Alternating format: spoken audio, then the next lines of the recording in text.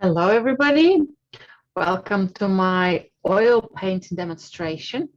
And today I will be working on a view, a photograph I taken in Scotland. And I'm really excited to see some of them atmospheric clouds and beautiful, beautiful vista of one of the lochs. I've got ruins of a castle on the side. Now the photograph is not overly impressive as you look at it as it is. What I'm interested in catching my memories, and these are just some of the recaps of what I've experienced where I've been, the mood which created by the light here, the history of the castle, the spaces, a bit of the history and the loch there. So everything is there. It's more of reminders for me. I'd love to show you how I can work in color while I'm painting with oils and emphasize some of the exciting blocks of color, exciting light effects, a bit more intriguing composition. So it's much more interesting story going on than perhaps my photograph caught here. So what I'd like to do, I'd like to work on a gray background. So I primed the board with some medium gray. So that will help me to offset my colors as well. And on my palette, I have a range of cool and warm colors. So I have some ochre, crimson, magenta, violet, Payne's grey, and we're going into cool colors, ultramarine, bluey grey, and I've got some loads of white, and I also have a portrait pink, which I might just use in small quantities, but it's already there pre-mixed for me. I might use other colors later on, but this is going to be my starting point. I also have a thin round brush, synthetic brush, so that will be my sketching brush. I'll use a little bit of turbs, which I'll just put on my palette here. I'll get some ultramarine, and I would like a little bit of white. So I'm getting, excuse me, Payne's grey. I want to have something darker blue, grayish blue color for my sketch. Okay, so if I were to make it quite runny, then it will give me a good line to work with. Just making sure there's no chunks of paint. Okay, I think we're ready here. Right, so I've got a very long elongated composition. I'd like to find the interest points, and I think that's going to be part of my light and the estuary. So I'd love to bring part of the banks and part of the tree and castle, kind of dipping into a long elongated oval, looking into the clouds and some of the hills at the back, the mountains at the back, and then bring almost like a spiral, elongated spiral. So let's find the line of horizon, which I think will be more or less halfway through on my photograph, so I can make a decision if I want to make my clouds more impressive and have more of the sky, or I could have more of the land and a little bit less of the sky. I think I'm going to opt out for slightly lower horizon than halfway through. So I can just drop that one down here. I have loads of paper towels if I need to remove any lines, just using a bit of tips. So that's maybe even tiny bit lower. Okay. And sometimes a very wide line gives us an extra space which we don't want to have. Right. And let's look for build up the areas kind of into spaces. So for example, on the left hand side, I have some trees, part of them, island or the other shore, Loch kind of zigzags around. I've got some estuary of a river, so it gives me quite a shallow beach. Might exaggerate how much space I'm going to have for the light there. I have a castle here, which I might put slightly higher and maybe keep it similar to the shape, to the size, the height I have on the photograph. So then we've got that impressive elevated area for it. And perhaps using the whole scale and this whole size of the castle might give me an idea of its proportions. Loads of few layers there.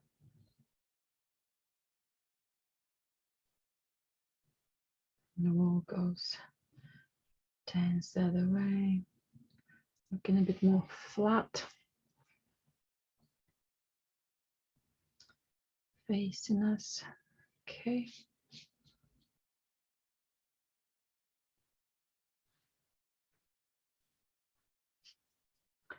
And I love the bank coming, which is coming kind of elevated area where the castle was formed. So one segment, almost like tree roots. One segment will have slightly more taller rocks, and another one just will be coming up towards us, so that stays a bit more flat, and that's one might need to come and almost there are a few rocks exposed. It's almost coming towards us. We almost stand on this area here, so I need to work into the perspectives of the bank here to show its elevated areas, and there will be some lovely ferns. There is a tree here which might be a good support here for me, or it might be a little more of a distraction, so I might move the tree further away to keep the horizon more exciting. Maybe my tree will be within the overall silhouette. Right, so then I have quite low mountains on the photograph. Again, I'd love to exaggerate them, make them a little bit more exciting and different silhouettes in its pattern. There will be another row which will be more into the cloudy, a little bit more foggy at the back, and the darkness of my island here with the pine trees might be more, might make it slightly taller. It needs to stand out more.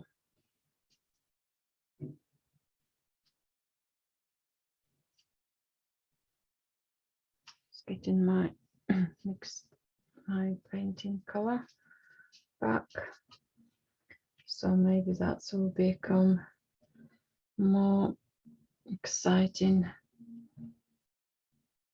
shape and in darkness. I'll just put it as a silhouette here for now. So then we can see more distant spaces. Okay. And then finally, I've got my exciting clouds. It looks like there's some sort of movement of almost like a classic Turner-esque storm of some light still remaining in front of the castle, but then it slowly disappears into this vortex, almost like a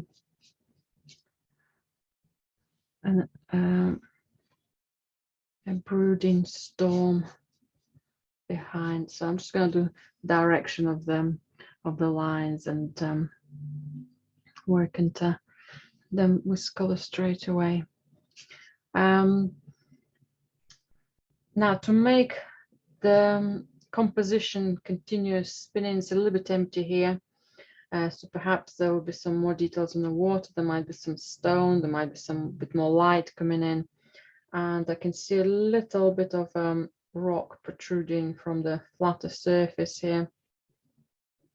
So again, I'm almost can try to connect those lines almost like stepping stones into the water. So if I'll use some sort of directions there, that way, that will be much more exciting.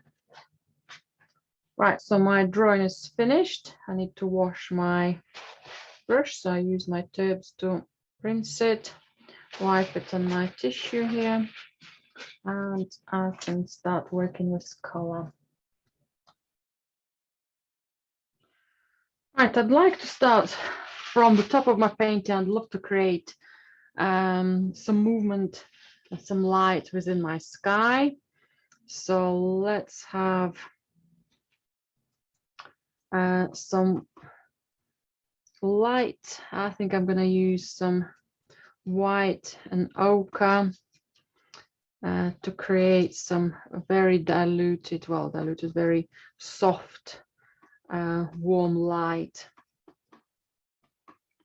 At the distance, now if you can't see it on my palette much, you'll see some of that texture. Maybe a little bit, tiny bit more darker.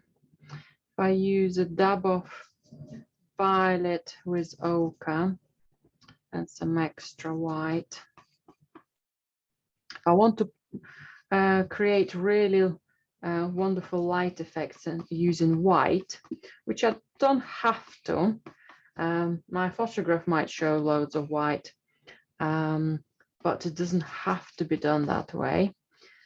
Camera sometimes gets overexposed to light, so I prefer to start a little bit darker. Now my background, is gray. Gray is medium gray to dark gray, so it has a lot of darker qualities to it. So the initial layer, even I can see it reasonably dark on my palette, appears very, very pale. So I'm going to persevere just to place a block of color here for now.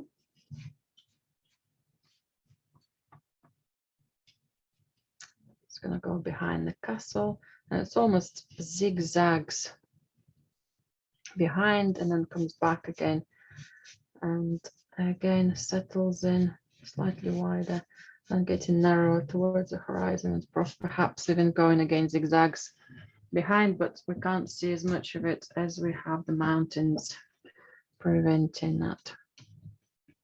So a little bit of warmth there. My next tone for the sky will be slightly cooler tones, I'm going to go for some ultramarine and violet, mainly staying with ultramarine first. Now, violet gives it a lovely, exciting color, but altogether the color comes out very strong. So I want to tone it down by using some Payne's Gray or black would have been fine as well. So we've got more bluey violet type of gray, and I want to get rid of all the texture here, but mainly create more of a pattern here for now. Texture could be built up gently here. Let's just work out into overall contrast. So I've looked at the light, I'm looking at some shadows. I can develop middle tones afterwards, so a little bit more ultramarine, a bit more Payne's Gray.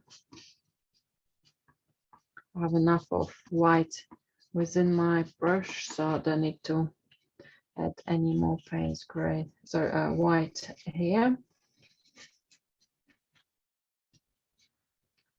Okay. So the stone comes from below the mountains. So if I'll keep using a little bit lighter tone, I'm going to go for bluey gray.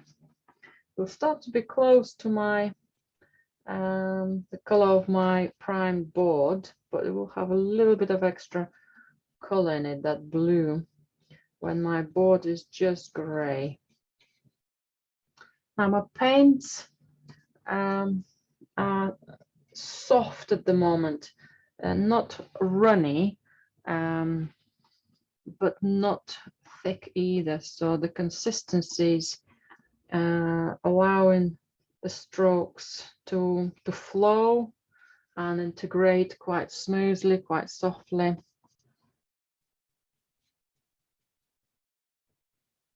Okay, so some of those strokes could be done more spontaneously. Again, I'm mainly aiming for overall coverage of the surface. So let's bring some more fresh bluey gray and just interact with some of the surfaces on this pinky violet cloud. I will get more contrasts to it later on. Let's just build up some basic structure here. So that atmosphere is important to me. So the light will need to be more and more dramatic as the work develops.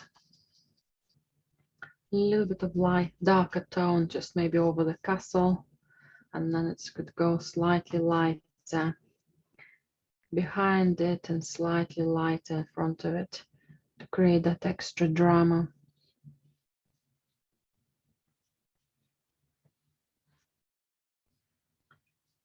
Okay, and again, let's get that variety.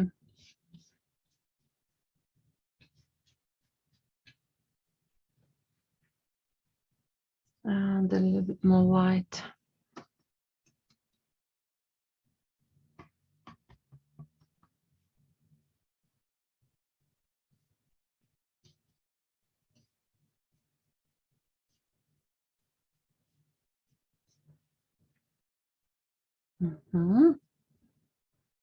I just want to support, excuse me, my light, just a little bit more pink, portrait pink and white.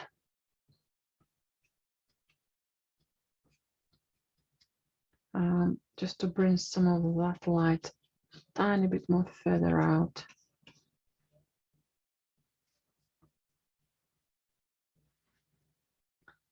tiny bit more further out this way to support my elongated composition.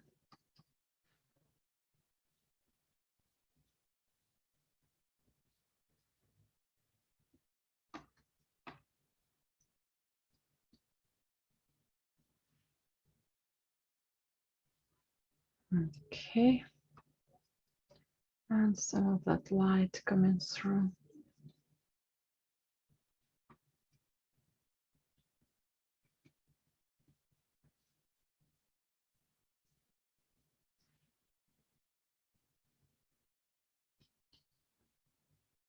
Okay.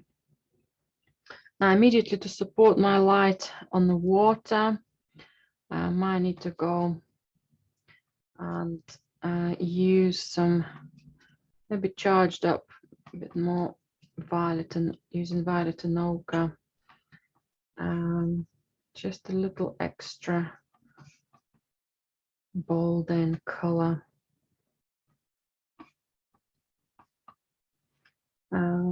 For the water, I know I can make it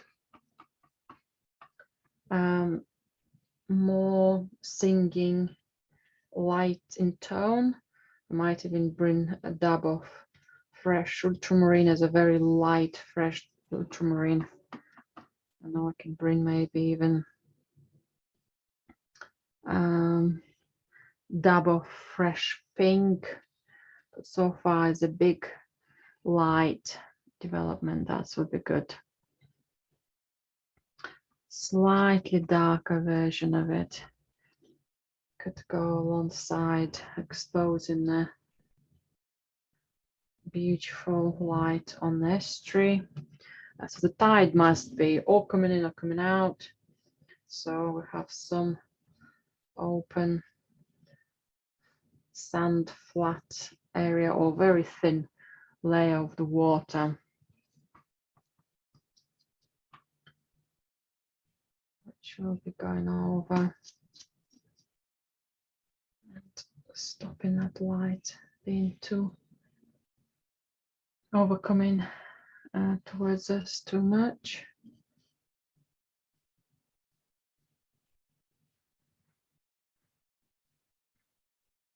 It's good, and I can also see some of that support into them of color into the mountains at the back. Perhaps more fresher violet, so it's almost pinky fresh. At the same time, it needs to be offset from the sky, so I do need to make it slightly darker. So perhaps a dab of Payne's Gray with my violet. So very small changes between the light behind the mountains themselves. Now maybe the light behind the mountains need to be slightly darker as well. So I'll make the mountains tiny bit more darker. Just see if that will do the contrast more exciting. I think that should be good.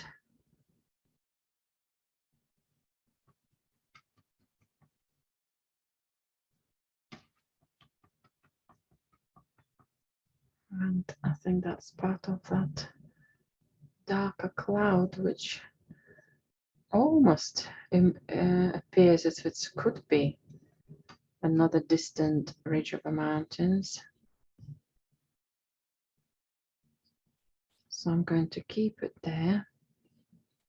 It's a formation of the cloud there, and not just how it settles, but it does remind me of another ridge, perhaps in the distance.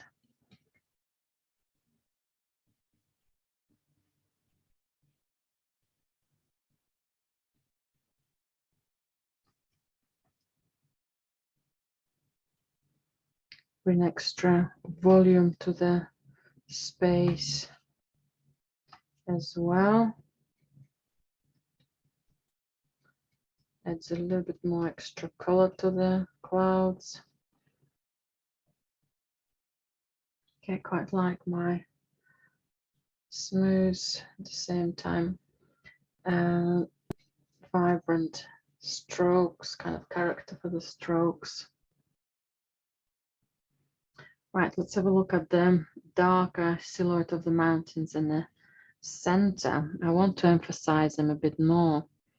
I think just a fresh violet wouldn't be enough. I think I'll need perhaps even more ochre and magenta.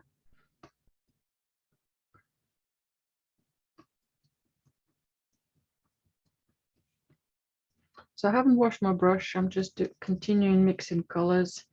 The group of colors I picked up today is supporting each other, so I can move from one color to another. So I'm back to a little bit extra ochre and violet. Okay, so let's see if that's going to be dark enough. If I'll start with that color, I can always make it slightly darker. Just a tiny bit more stronger with magenta and violet. I'm still using quite a big brush, perhaps for that scale elements, but I prefer to work with the larger brushes earlier on before the nuances become more important. I want to see things as big general shapes.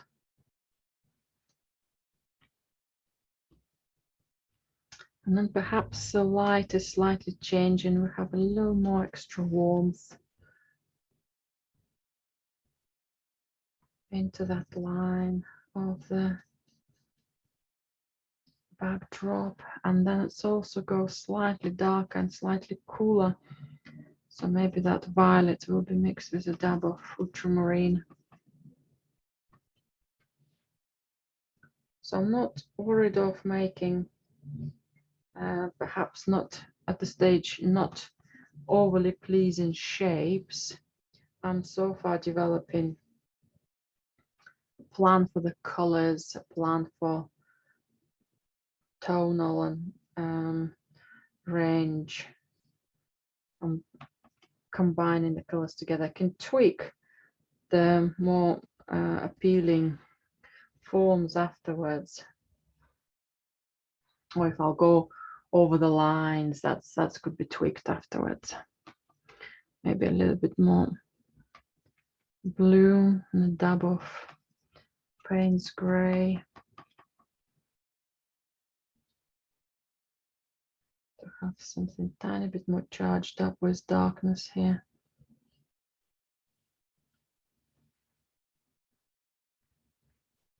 Okay.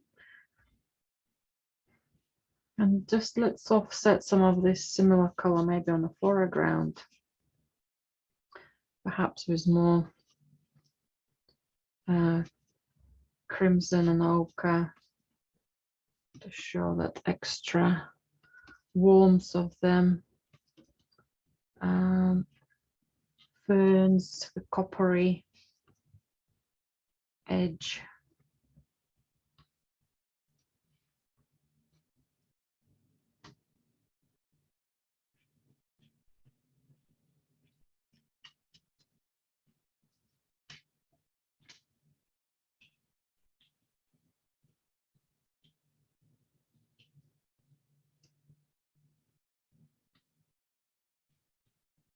And let's see how that copper going more into even stronger reds.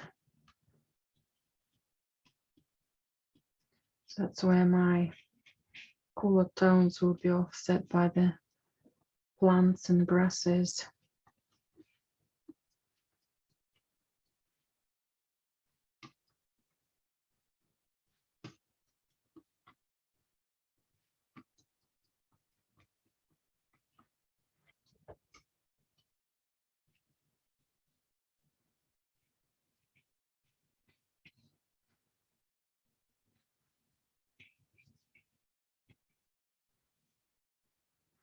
Okay.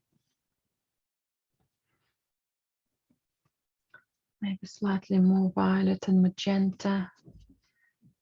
Again, so the orange is not on its own, it's more of a darker version, sorry, lighter version of some of those purpley shadows. So I work with one, let's say, bolder color of the orange and red. So that becomes not a highlight, it's more of a medium tone. And I need to offset it with some of the shadows. So let's go for a little more extra shadows here.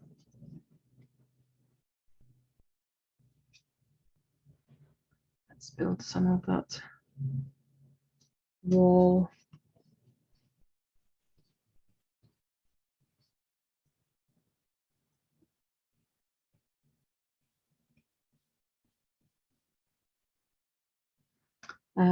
At the moment, now on my photograph, this part of the wall has quite a lot of darkness. I need to be careful not to compete with it, with the mountains at the back and also what's at the front here.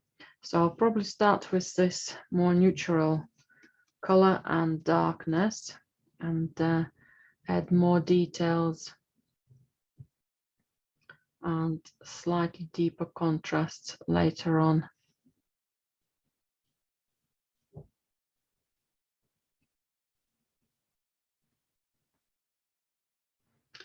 I think the castle will have a bit of warmth, but also I do want to have some coolness, a silhouette of it. I would love to have some coolness. So let's put, it's not just the darkness, which side of the castle is light and darker, what I'll be painting, which will have a soft light. So the stone texture will also give me the decisions which side is going to be darker, which one's lighter. So it's not just the light, but it's the texture of the stone. But overall, let's make it offsetting the sky.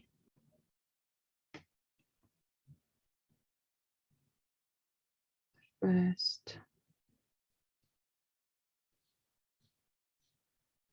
There are indentations in them. The lovely teethy edge to the wall. I can do that by using the color of the sky and making it more playful rather than just working into its shape straight away. Okay, maybe slightly darker stone here, maybe slightly lighter part of the wall.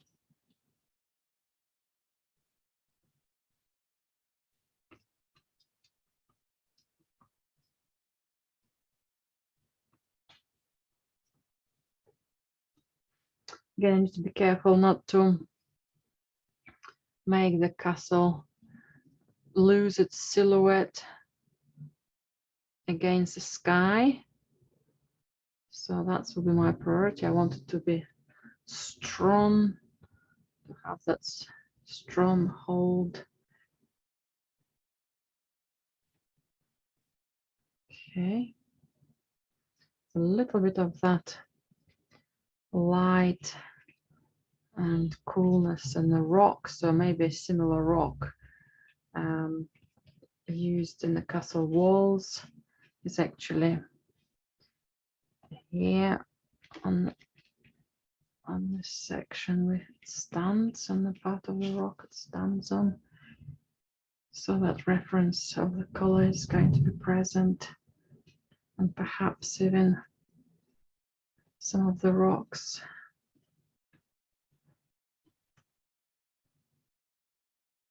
Group of rocks here.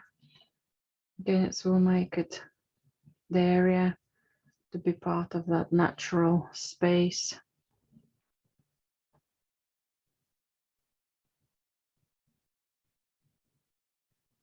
Okay, so I can see the beautiful darks I started with. They need a lot of support. So let's have some, and some of these darker shadows, so I can see partially green present. So I'm going to add some emerald green. So some of the shadows would have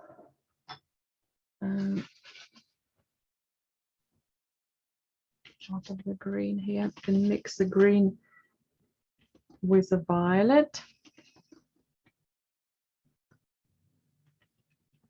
Give some exciting dark tones, perhaps a dab of white to give a little bit more body to the paint and also make the paint less transparent. You can see the color better as well.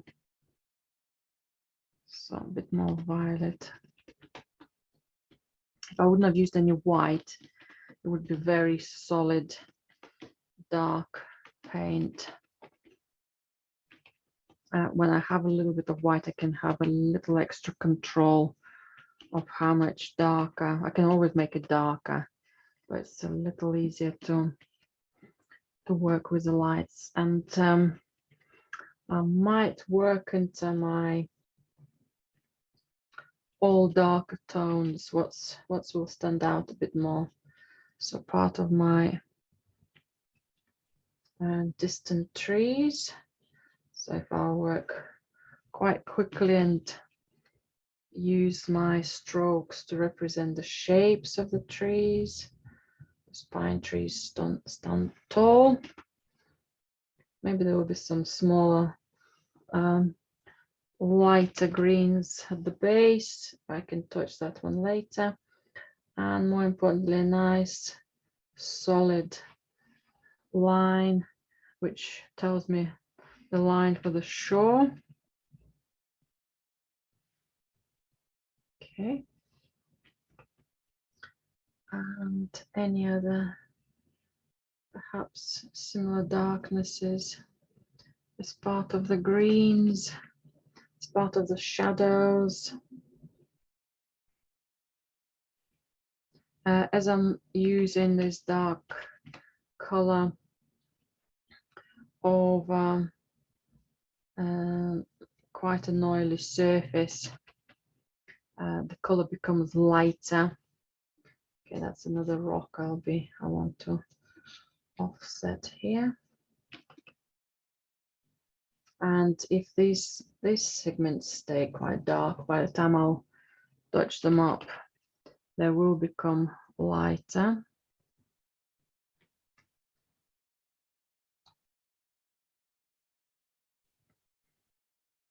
Some more cooler shadows will be here on the foreground.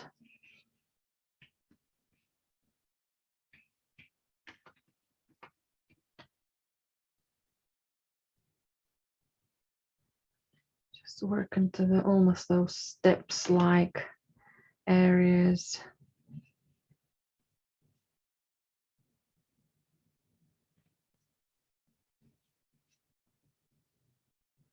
This might be the textures of my stones.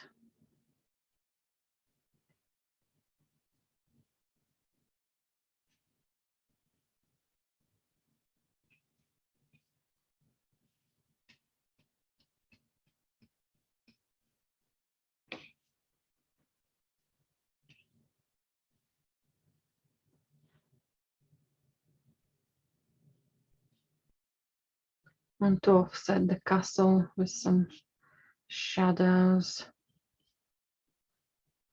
so it has an opportunity to be slightly lighter against the sky, but at the same time we still read it as a big chunk of a silhouette. Where I'm leaving some gaps, it's perhaps I want to put that lighter color back and just gives me a reminder.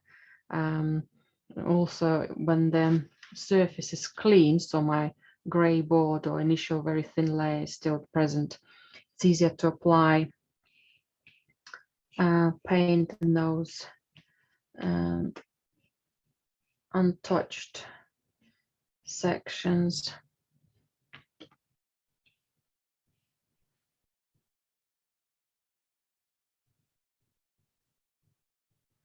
Okay, just looking for dynamic of the dark line somewhere at the front here. Just want that to travel before I start filling the rest of the gaps in here.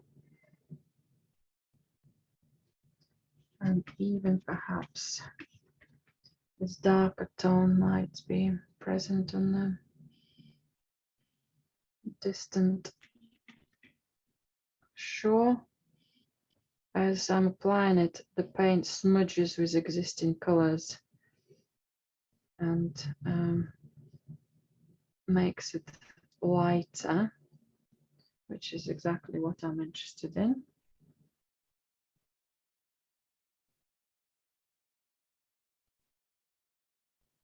I wouldn't have wanted it to be as dark as I'm doing it in the foreground.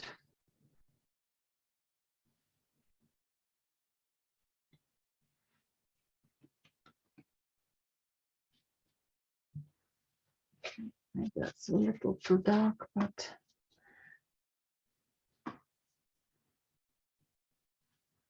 maybe a little too white, something in between.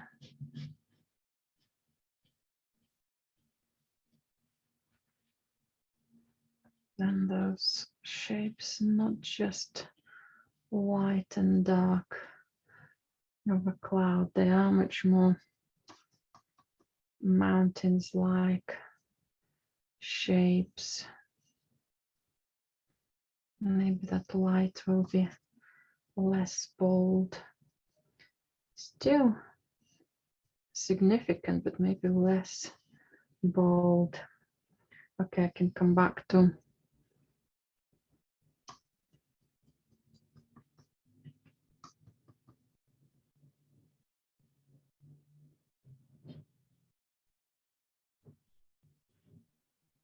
area with something darker here, and then slight light using bluey gray, where that light will start traveling back.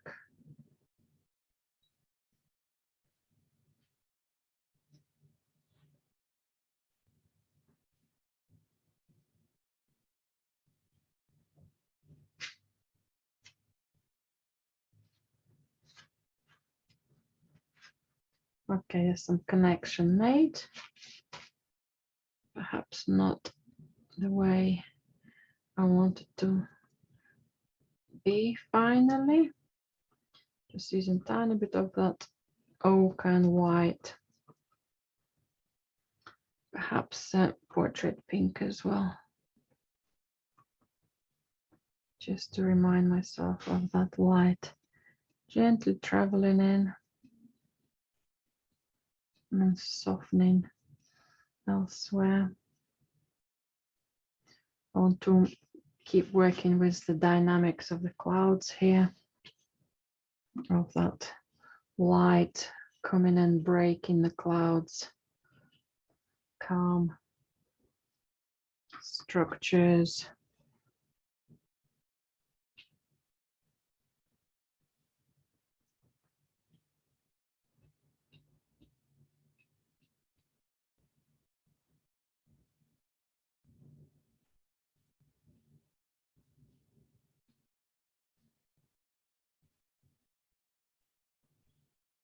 This is getting exciting, but the bottom area,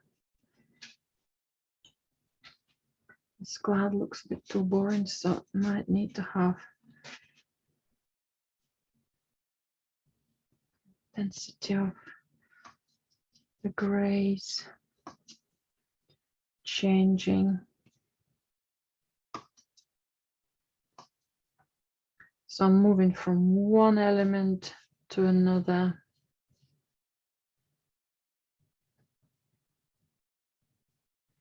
From the foreground to a bit more clouds to back to, because I'm looking at the light here, I needed to combine it together with my strokes. Okay, right, let's some of the gray gaps on the foreground are very much interrupting the light at the back, so let's cover those areas up. I might just go directly to my palette and use a palette color to fill some of the spaces.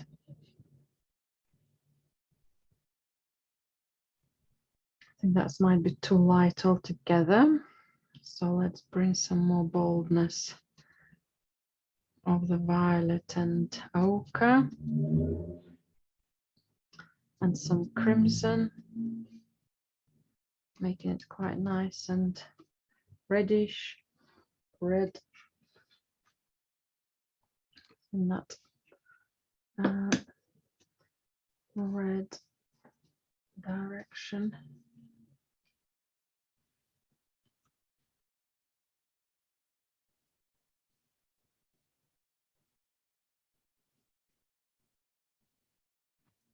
Now, if I'll keep the edge of the water very sharp, well, both sides of the loch has dark, similar sharpness. It gives me very deep water.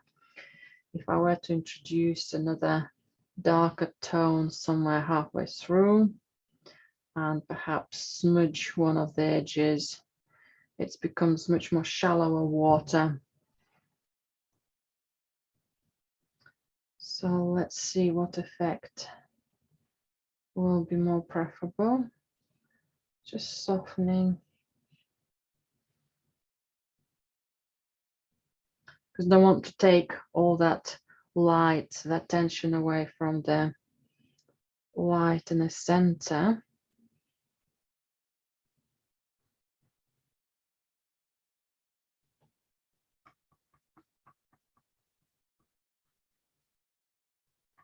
So those changes of light will be much more gentle.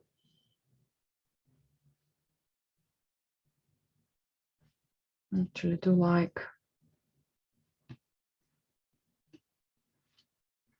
a little bit of darkness coming out from the other side. Again, it just shows how shallow the water is.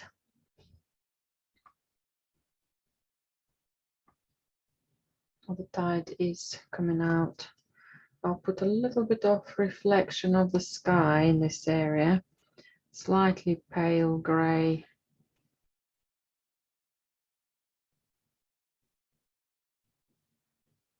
Right, looks too patchy there for me. So let's go for some fresh grey blue and some ultramarine. Grey blue. And because I have quite a lot of paint here, I'll use slight diagonal strokes. It will allow me to mix the color in that area while applying the new color. And then I can just summarize it with a stroke over, make the blue much more integrated, a little flatter. Again, back to that violet look of the distant.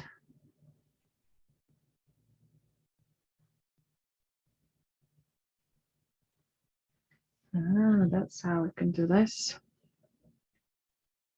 Just showing that's maybe a shallow end of the loch is coming here diagonally.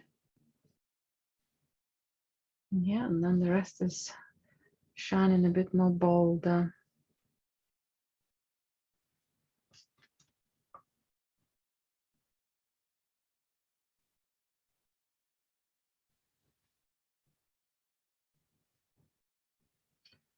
Part of this mountain look has a lot of light and then sudden shadow. So it makes it look like a volcano, which I don't like. So let's remove the volcano effect by putting more of a medium to dark tone on the front of the mountain.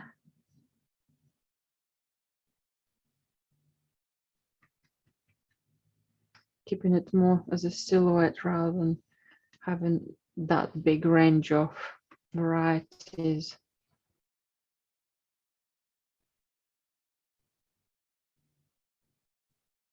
So I'm almost flattening it.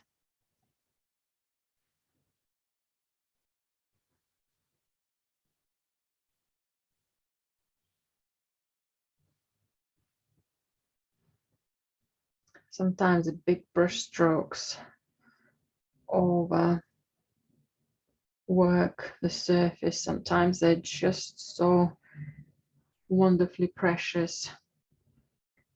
I can't have enough of them.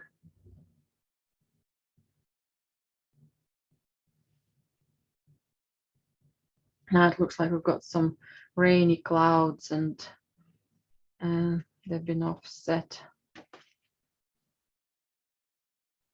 at the back with some extra darker tones.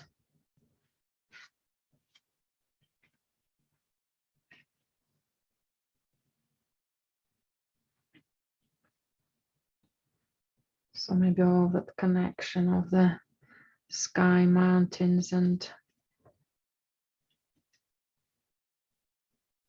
clouds and partially even water.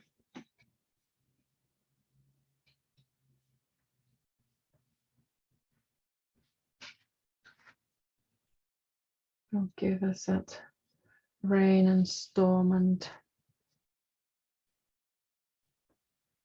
a little light coming through. I think that's something exciting going on.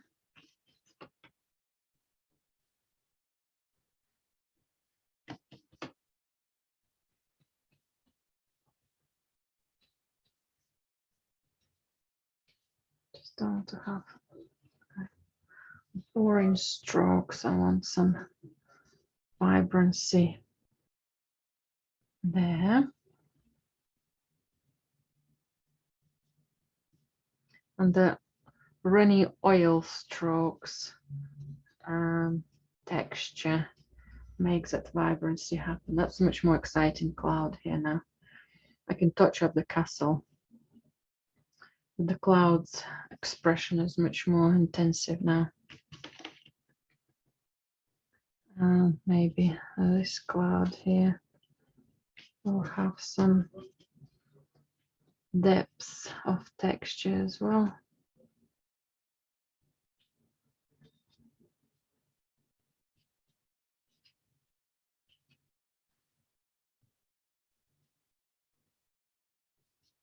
Sometimes you overwork your strokes and they become too impulsively unnatural.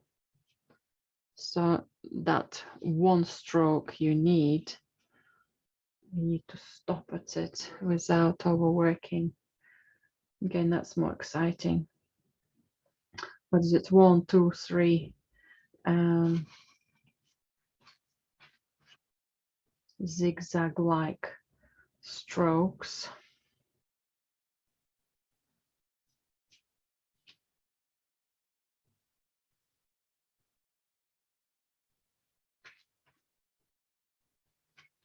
I might let it be.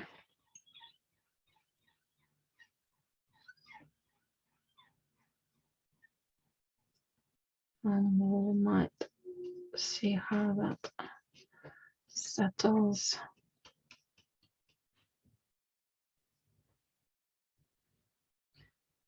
So I'm now using a tiny bit more white and portrait pink to get some highlights.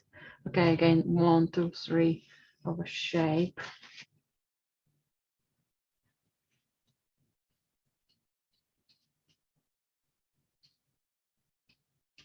That summarizes the overall light here, so it's not too impulsive. Same.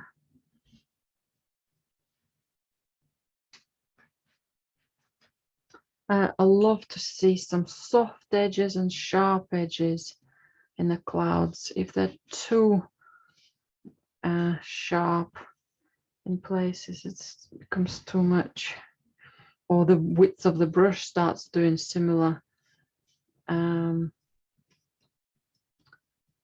sizes to the clouds. That becomes overwhelming as well.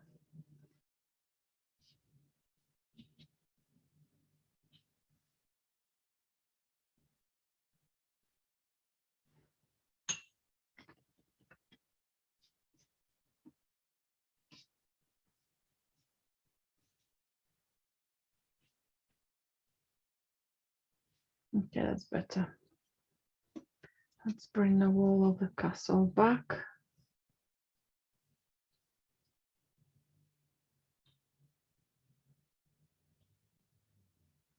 Right, let's come back to filling up the spaces at the foreground.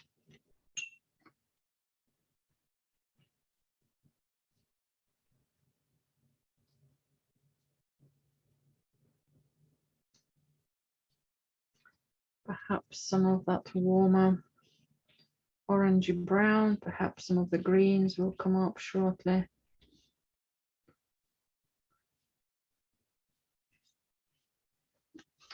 So orangey browns are heathers and ferns from the previous year, dried ferns. So if my first initial is to just cover all the spaces, so the tone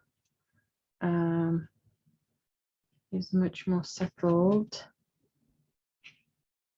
Then my next step will be working with the color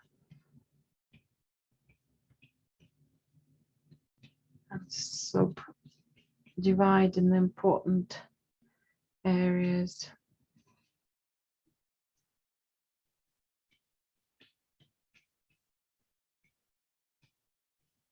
Love that orange, but I think it's a little foreign altogether. Or it will need to have a lot of support elsewhere, or it's just need to be softened and included within other.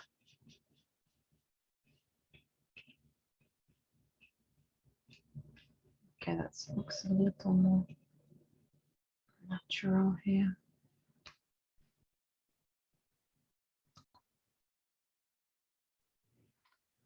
I've just slightly amended the camera direction, so the colors are less reflective on my palette and on the actual piece, and the colors come across much more different. So I'm happier with that reference point now.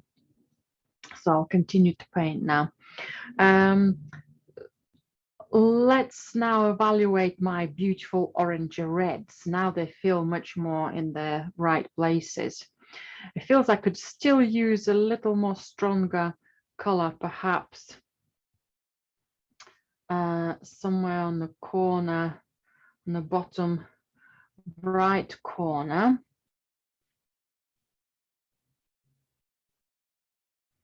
So let's have some ochre and crimson and some white.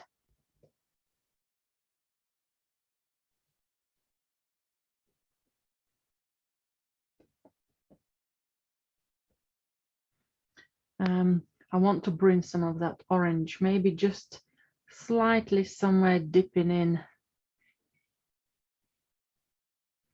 so it just glows gently in, and I want it to be more settled, not just standing out on its own.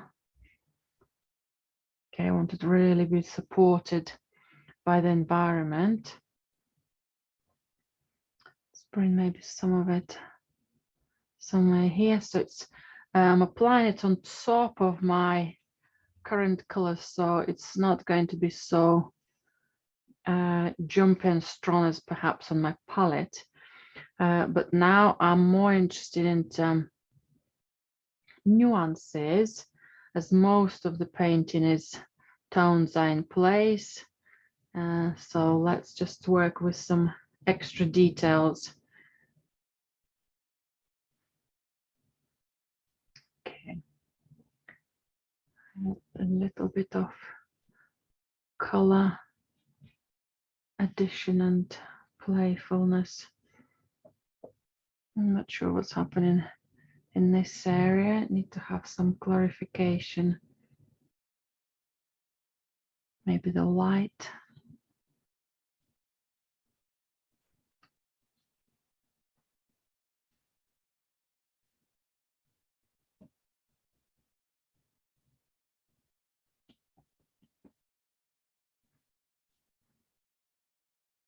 Maybe some cooler light will come here.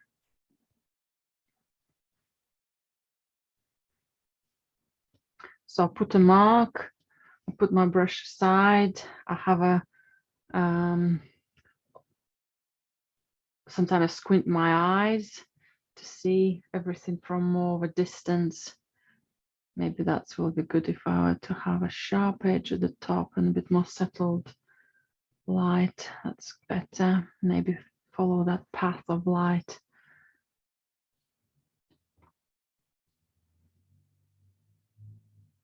Okay.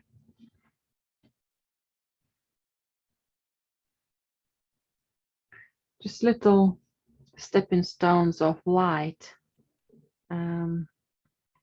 Perhaps catching the rocks, perhaps catching some of the flatter surfaces of a similar angle. It's allows that direction to develop, you know, the radiating lines almost catching different things. So perhaps later on that's will be coming here, or it just still comes out from here and then just that's diagonal, not so diagonal, that's development of composition is continuing.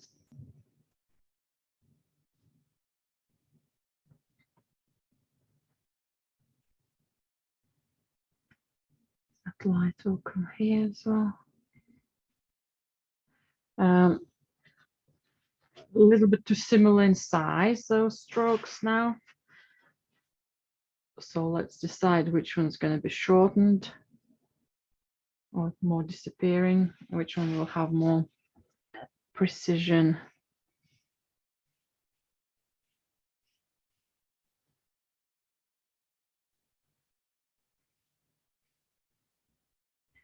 Which one will be a bit more obvious.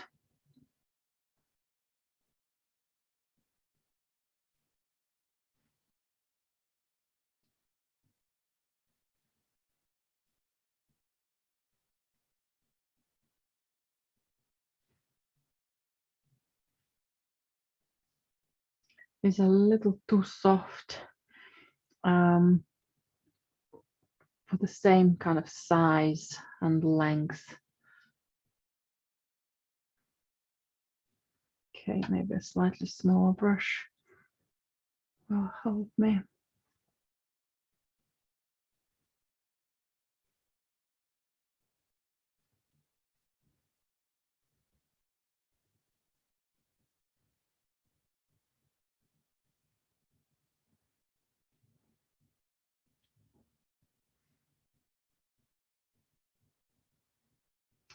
Different strokes reflect slightly different. Now, luckily on the screen, I have found an angle so you don't have any more reflections. But the angle I'm sitting, I need to gently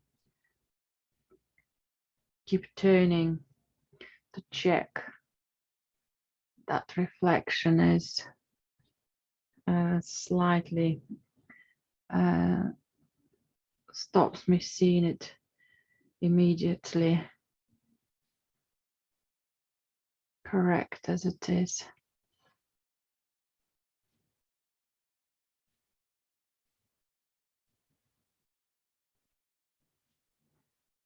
Right, I think I need more ultramarine.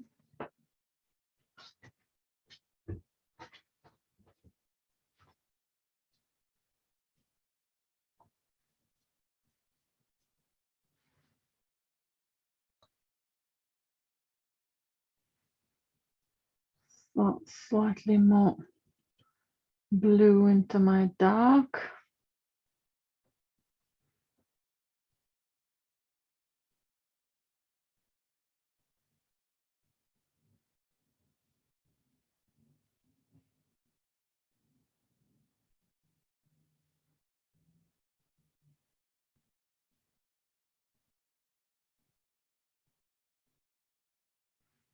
Quite like what's happening here, but at the same time, this shape is a bit strange, standing out on its own.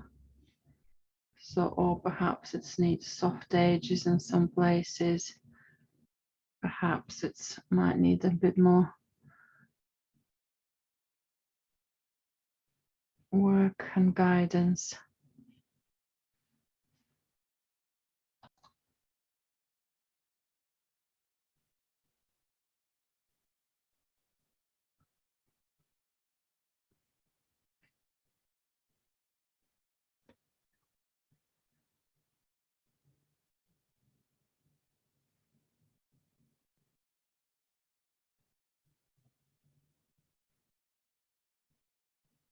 I'm trying to do some smaller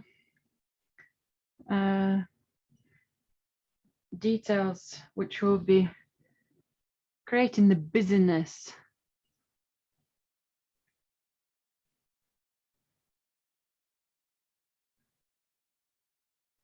on the foreground,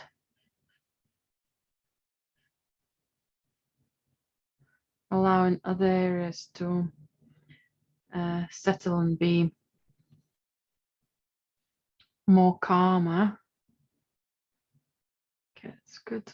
Again, just watching a few similar strokes.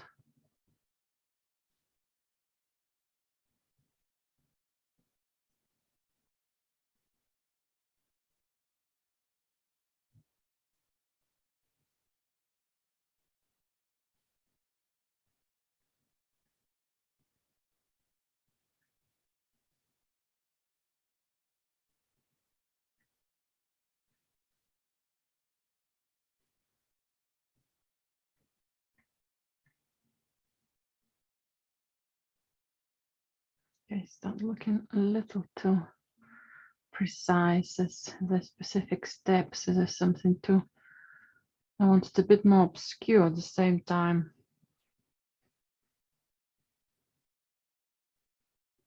Okay, that's better.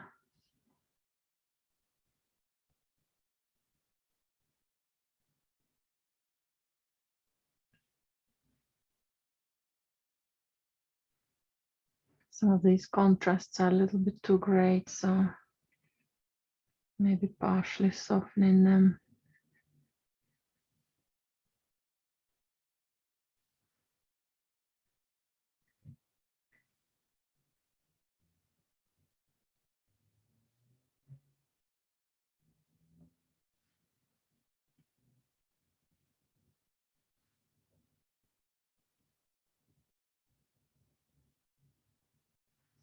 Right, I think I'm ready for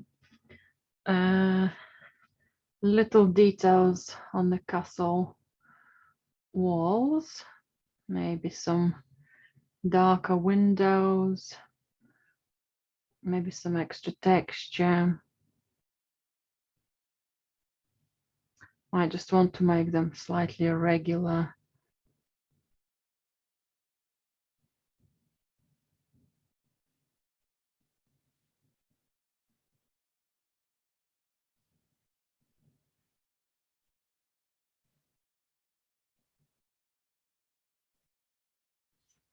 And then the sky above the castle wall can give me more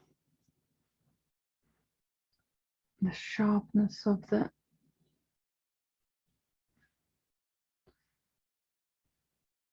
this a ruin, so it doesn't have to be too perfect.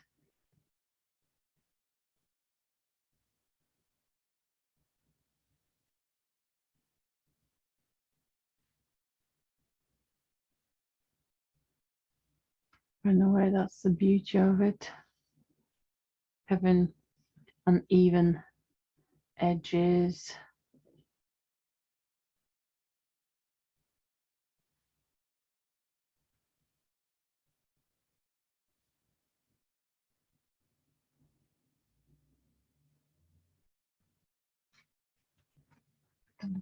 To light mark there.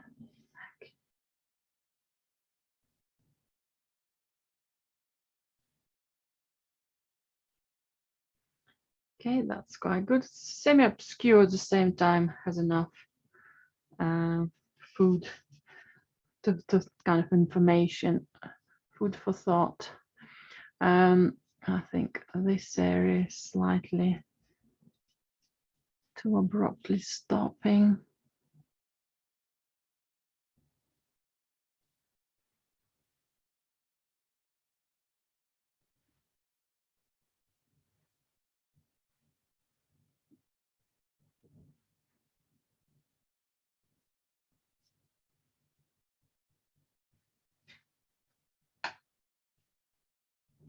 So I'll again be back to the tweaking of the light on the sky.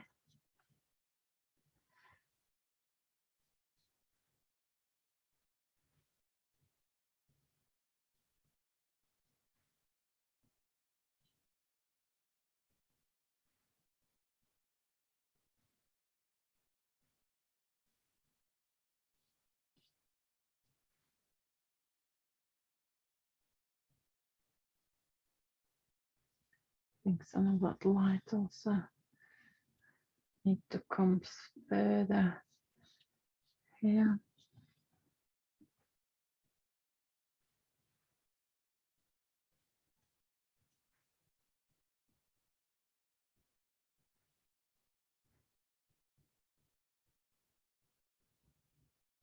I'm taking my time to look into the depths of the painting.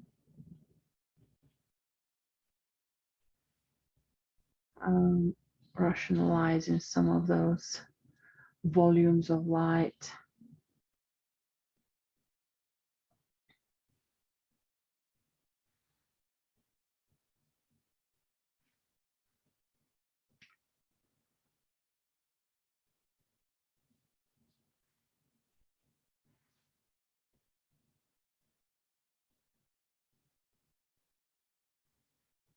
Some magenta and white mixed together. Small dab of ochre will give my portrait pink color.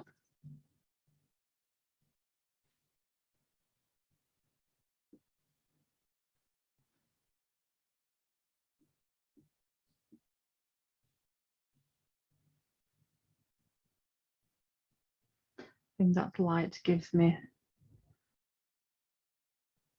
more opportunities to show the depths, the volume of the space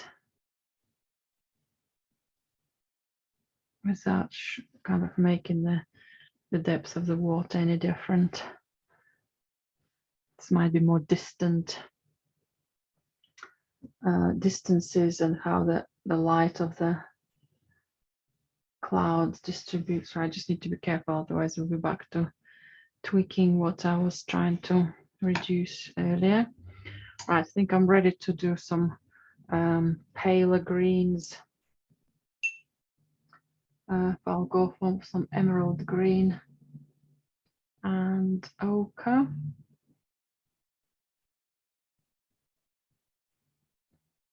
Perhaps a dab of white or even red.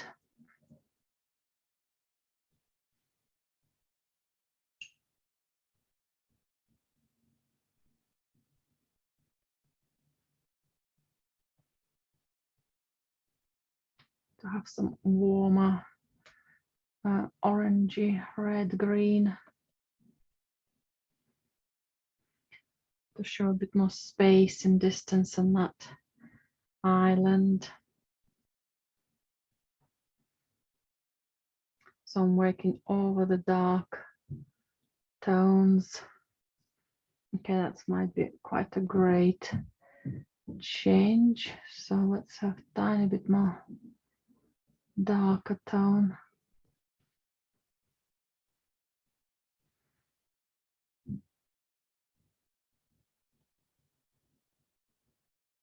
So then the color is seen but not as jumpy, so I can get that one a little settled more.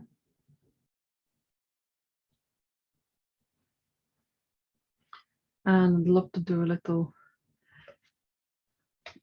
beach on that area.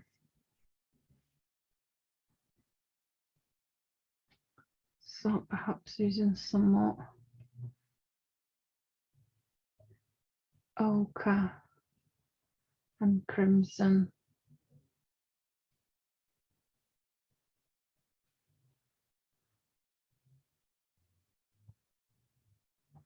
Okay, maybe a little bit too bold.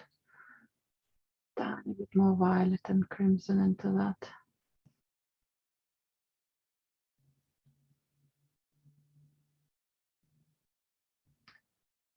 Dab of white.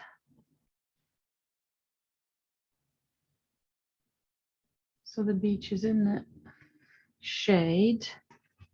That's still too light.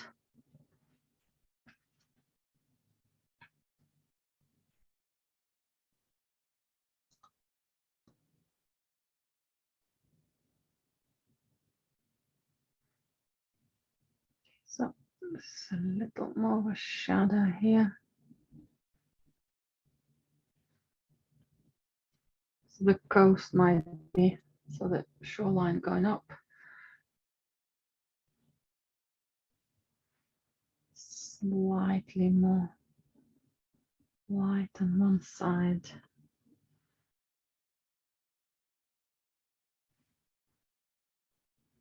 It just breaks that perfect straight line and gives a bit more depth to it. Also breaking perhaps a little bit more perfection of the top of the mountain, of the trees here, but just softening some of it.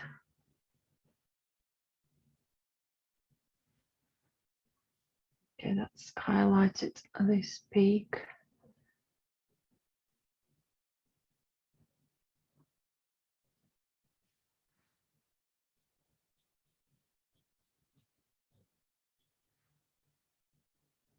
Okay, that's better. So it just allows that little extra suggestiveness and weather.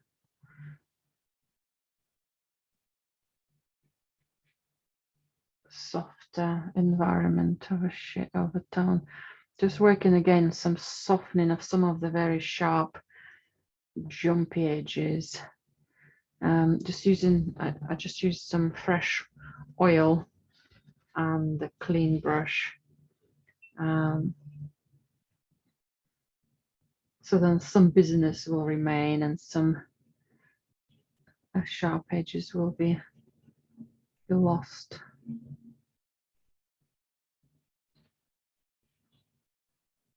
So almost like our eyes make decisions what to focus on, what to skim.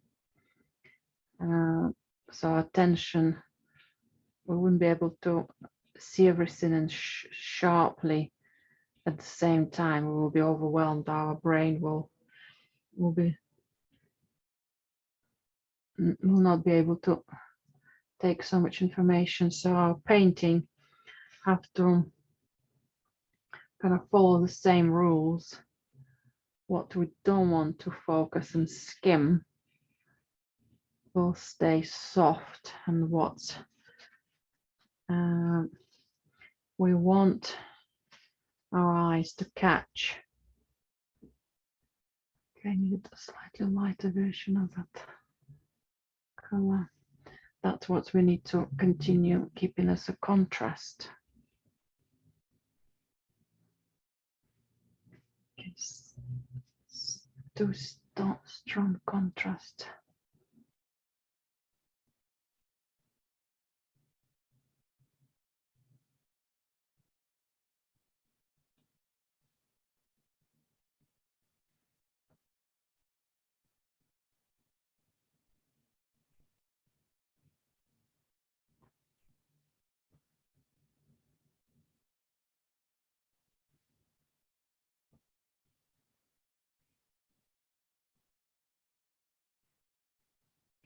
little changes of the angles of my brush strokes also influence the light on the painting.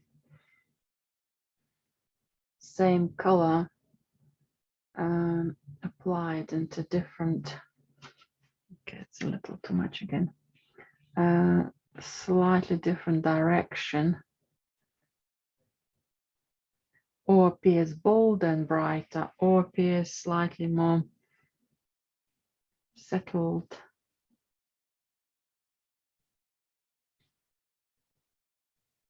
Now these are small nuances I'm interested in now.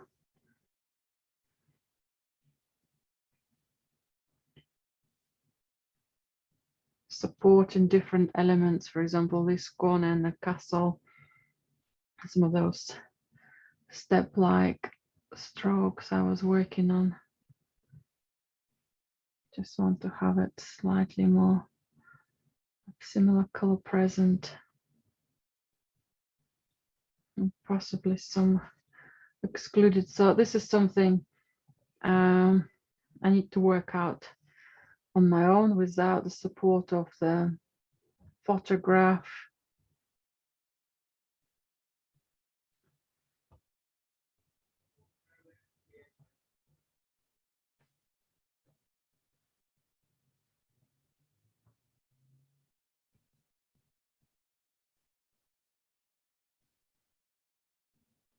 It's trial and error, more of an error than success,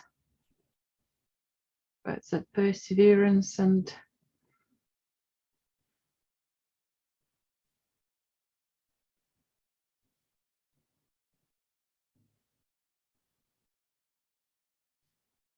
an experiment which finally leads us to the desired effects. Okay, ended up with a bit of green here by accident.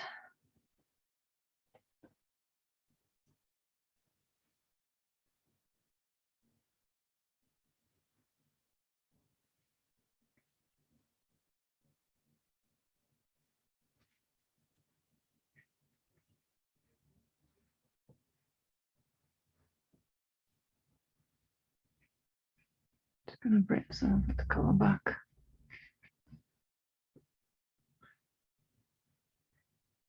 Most importantly, not being scared of doing those takes and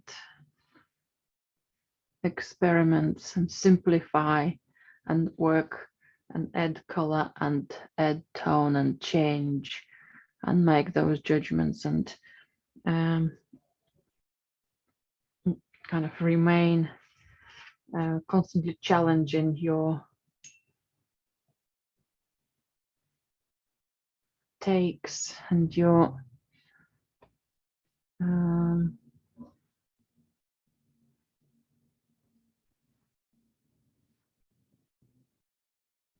decisions.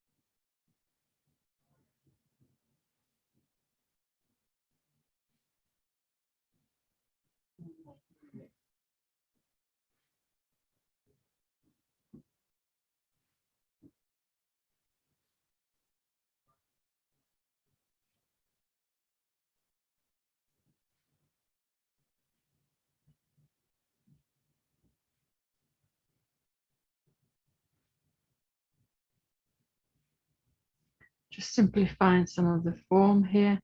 So then this corner will not be competing with the water. So overall, I'm getting much better, much more happier with some of the suggestiveness of the colors.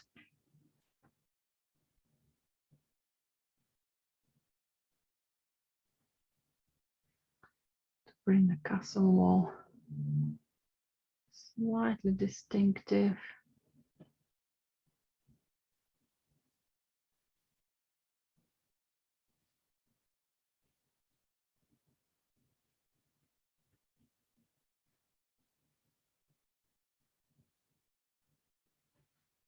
I needed simpler.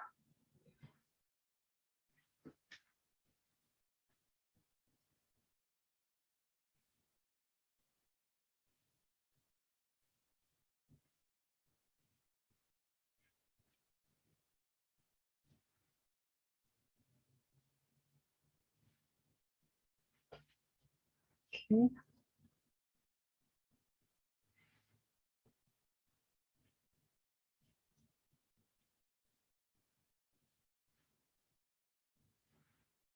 Just too many repetitive stroke sizes.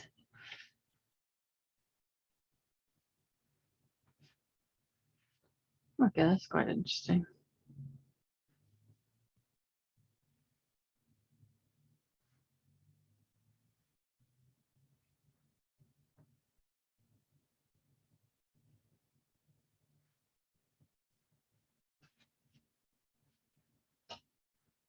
Just separating that distant view from what's in front of me.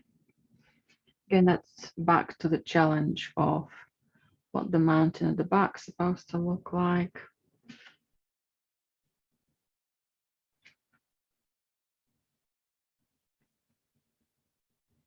And its color and its connection to the sky and the cloud.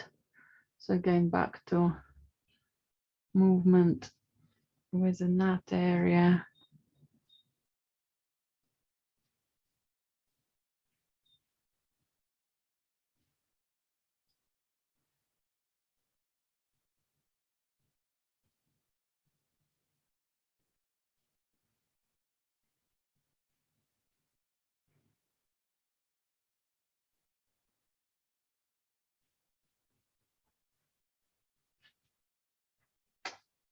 Okay, I think I'm ready for another small brush.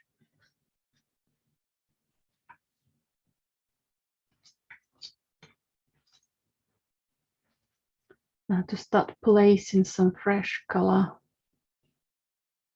Let's start with some bluey gray.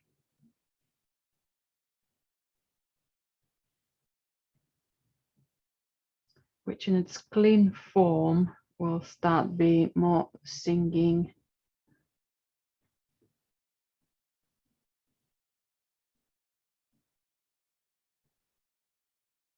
So the placement of precise strokes within a range of very soft shapes gives sudden clear part of the sky, for example, here.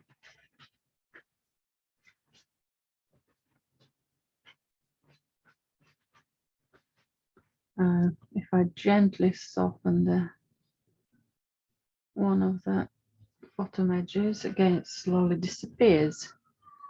It's not as solid, fresh, or clear. Sky here, a little bit more obscure. I think I wasn't overly ready for that shape. And now I'm going to introduce a fresh blue over that, so then it's partially blend already.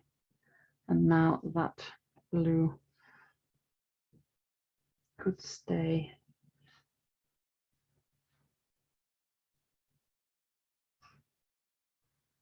Strong on its own.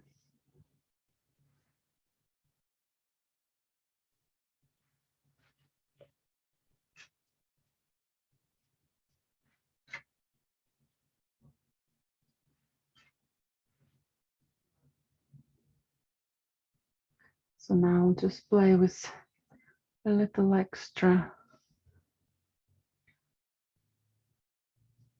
light direction in the sky.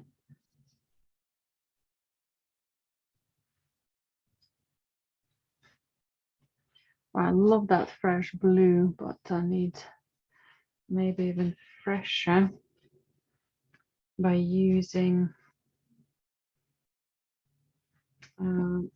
cobalt blue,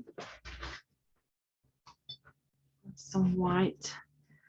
I'll make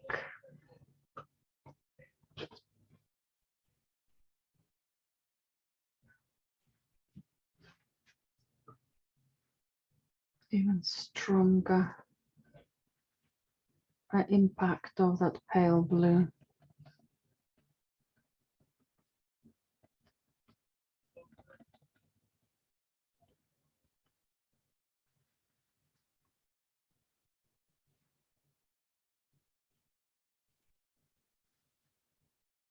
Okay, slightly darker. More concentrated pigment, more saturated blue.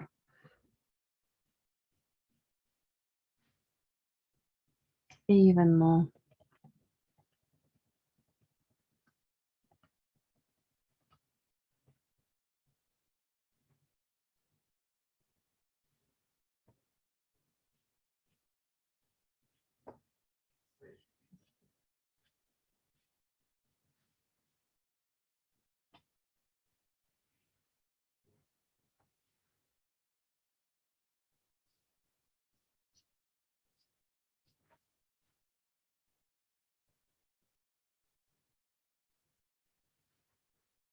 So it just gives me an opportunity to decide if some of the blue sky will suddenly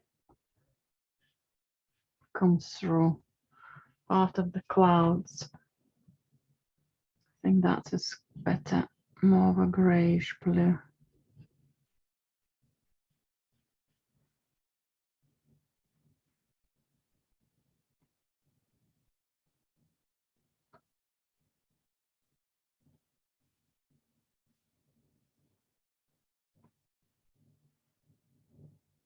So if the first hour I worked quite quickly and filled all the spaces,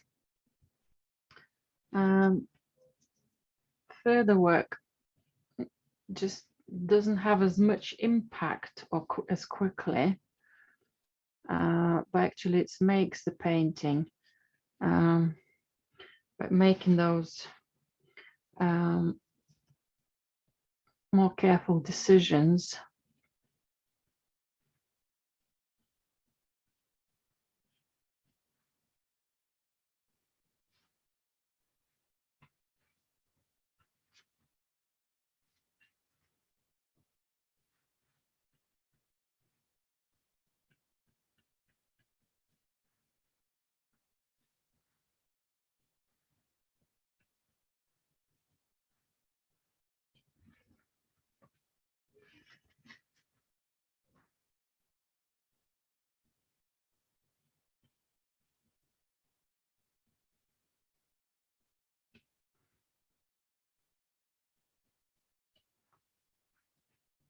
Getting those softer strokes prepared for me. The area where I can press a little more onto the light.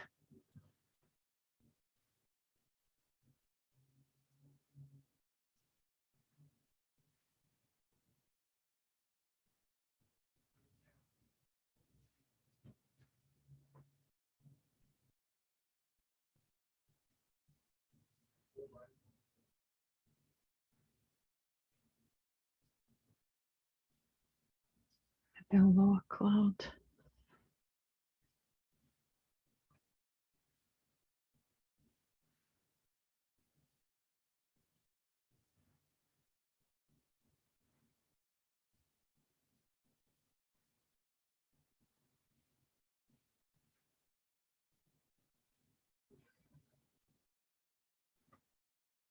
Okay, I can see how that excitement could be translated now into the water. Starting from a little bit more pink and white.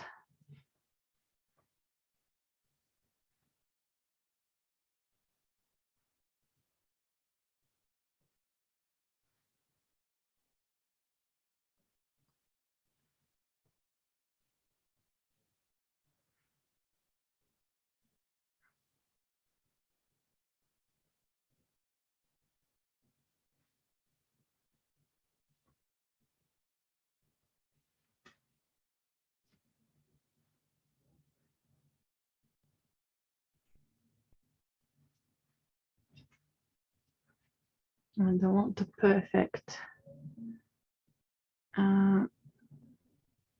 light there. I want slightly more darker edge.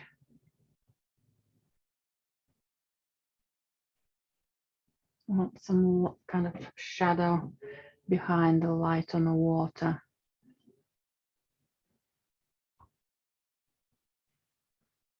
Quite like how that water disappeared. You know, that strong light.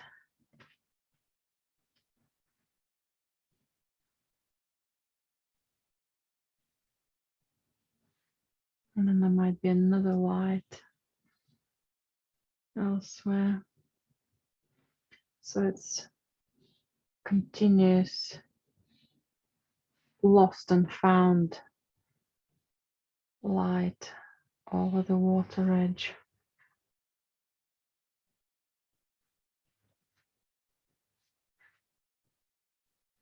Kind of that's what attracts us to the area. I quite like that little bit of extra blue. Let's bring some of that blue up somewhere.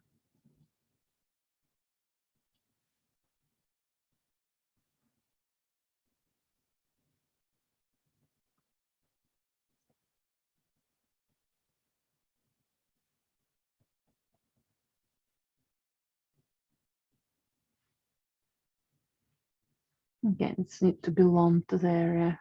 The strokes need to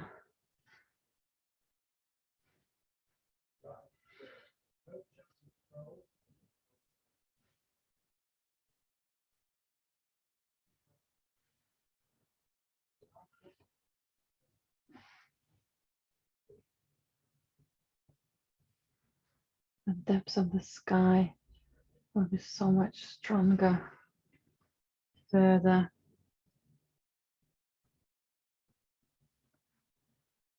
Just trying to decide how much of the fresh sky will be seen.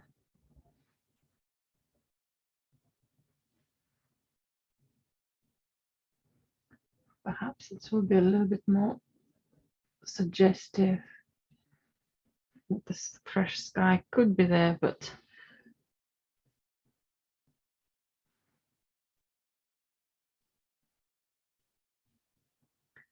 quite obscured by the clouds.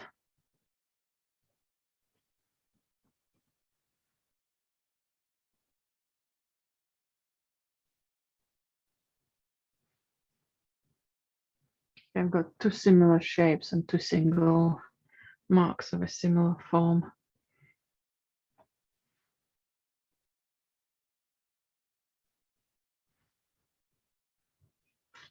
So let's change that.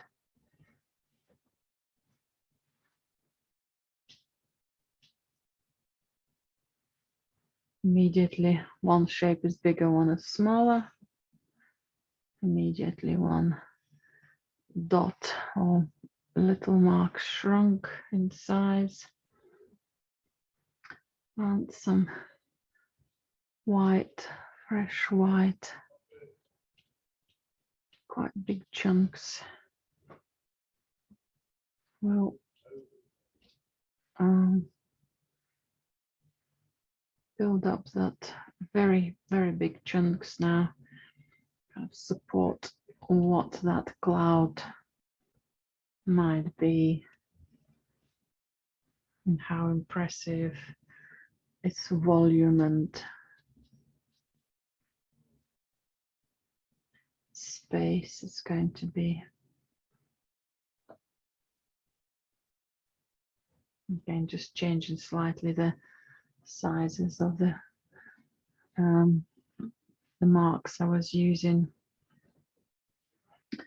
behind, and these ones might be again separating, just getting similar diagonals here. So again, slightly changing something. Maybe this mark will go.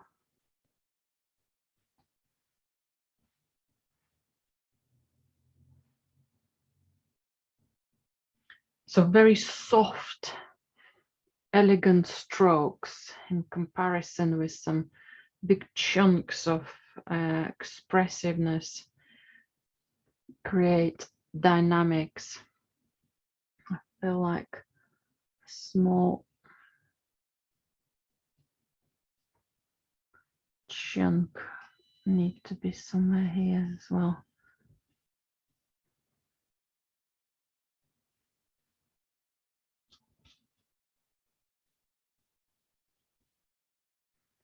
Kind of supported. Need to come out from there. Swoop it here a little more.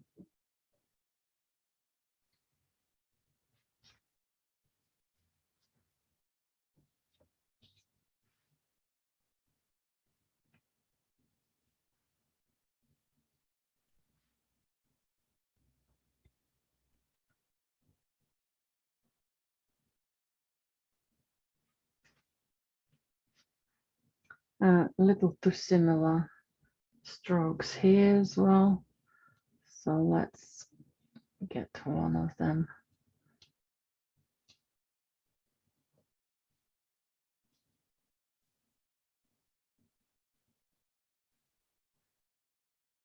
Out that competition.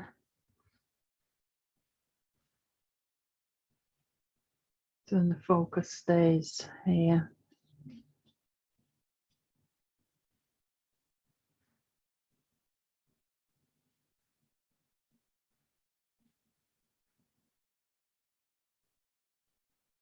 Gentle, gentle, gentle.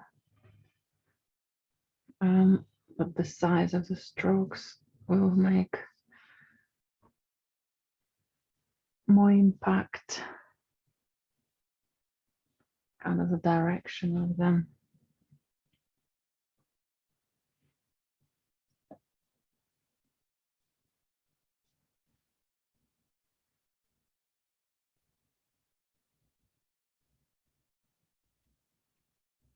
I quite like the mountain stain, very soft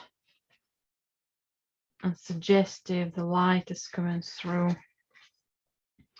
And at the moment I'll start putting some impact of light on the foreground.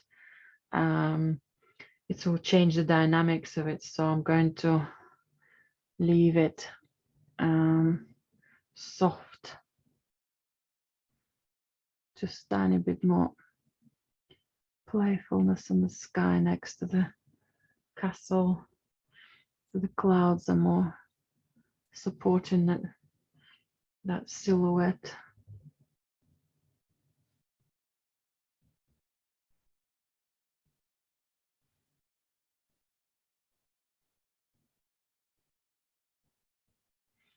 And I want a little bit of the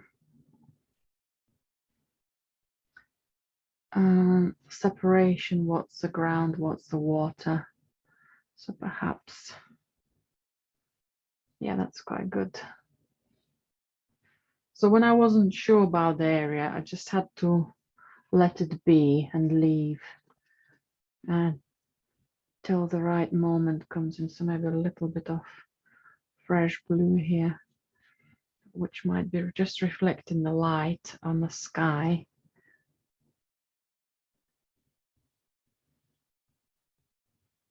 And that estuary is immediately became an estuary again.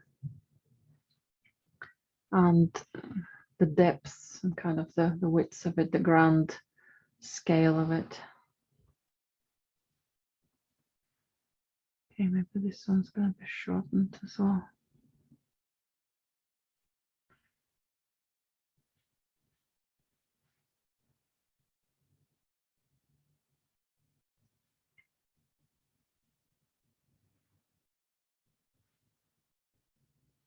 Okay, I quite like that light, but slightly interacts into with some of my steps.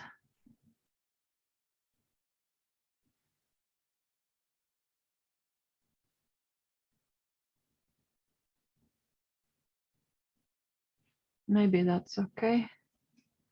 As it interacts, it still catches the light there, and it catches the light on the stones of the steps. Looks like suddenly I've got some water coming in here now. I quite like that. But the details, strong shapes, strong silhouettes stand out too much. I'll just have a bit more of a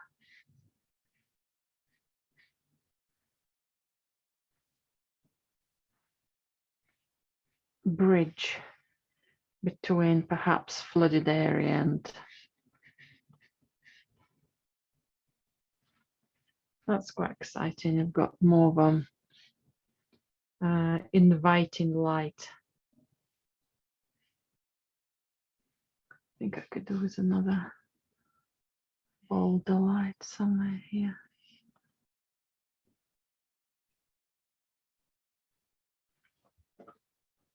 Just leaves loads of suggestive areas and quite mysterious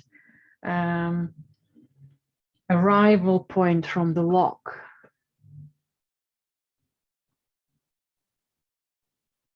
If you've watched some of my demonstrations, you'll see I'll start talking quite enthusiastically and quite quickly with loads of commentary earlier on, halfway through my demonstrations, and then coming close to the end of the painting, I'm going quieter because there are loads of more thinking going on and kind of final suggestions and final judgments, which needs more quietness of a mind.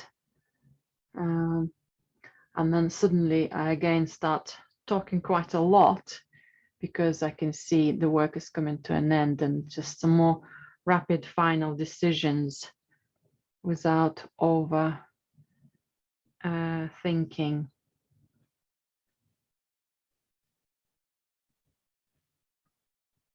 And I think that's what I'm doing now, just little final nuances of corners and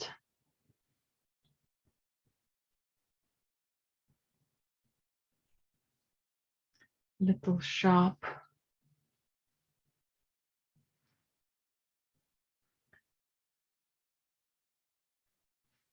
nuances. That looks too similar.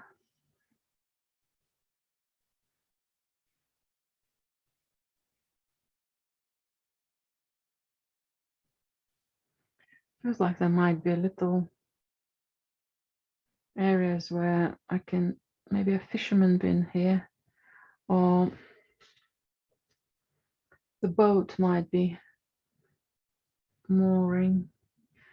Okay, I'm just going to decide on how many or which one I'm going to keep.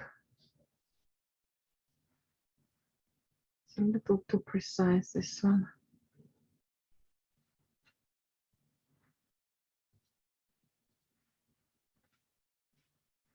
Okay, that's too perfectly, just feels like it needs another stump or bump or stone or something.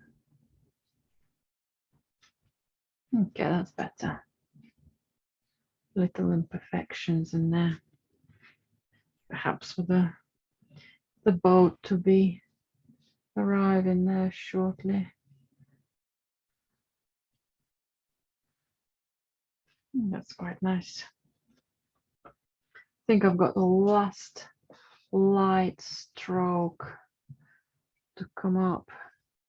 somewhere here to show a little bit of a glance of the water, a little bit of light.